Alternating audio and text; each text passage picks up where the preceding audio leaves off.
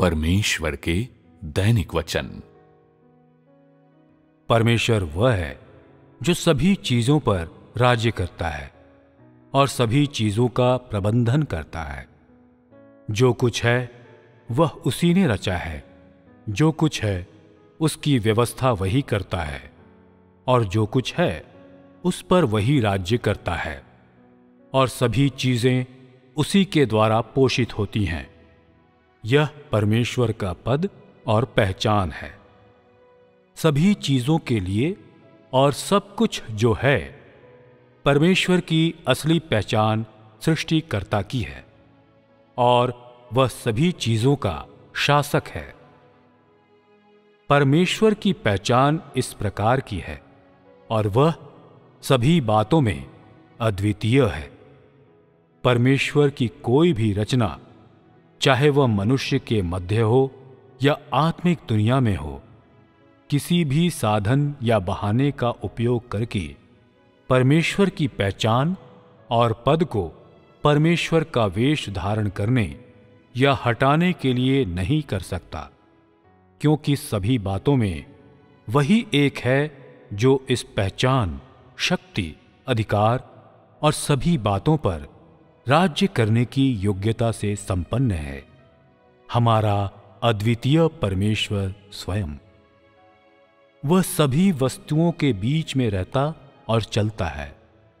वह सभी चीजों के ऊपर सर्वोच्च स्थान तक उठ सकता है। वह मनुष्य बनकर अपने आप को विनम्र बना सकता है। जो मांस और लहू के हैं, उनके मध्य उनके जैसा बन सकता है। लोगों से रूबरू होकर उनके सुख दुख बांट सकता है। साथ ही जो कुछ है सब उसी की आज्ञा के अधीन है और सभी चीजों का भाग्य और किस दिशा में इसे जाना है यह भी वही निश्चित करता है और इसके अलावा वह सभी मनुष्यों के भाग्य का पथ और उसकी दिशा भी वही निर्धारित करता है। ऐसे परमेश्वर की आराधना आज्ञा पालन होना चाहिए और सभी प्राणियों को उसे जानना चाहिए। और इसलिए इस बात की परवाह किए बगैर कि तुम किस समूह और किस प्रकार के मनुष्यों से संबंध रखते हो, अपने प्रारब्ध के लिए परमेश्वर में विश्वास करना, परमेश्वर का अनुसरण करना, परमेश्वर का आदर करना, परमेश्वर के शासन को स्वीकार करना और परमेश्वर की व्यवस्था को स्वीकार करना ही किसी भी इंसान के लिए, किसी जीव के लिए एकमात्र और आवश्यक विकल्प है। परमेश्वर की अद्वितीयता में लोग देखते हैं कि उसका अधिकार, उसका धर्मी स्वभाव, उसका सार तत्व और वे सभी साधन जिनके द्वारा वह सभी का पोषण करता है, अद्वितीय हैं।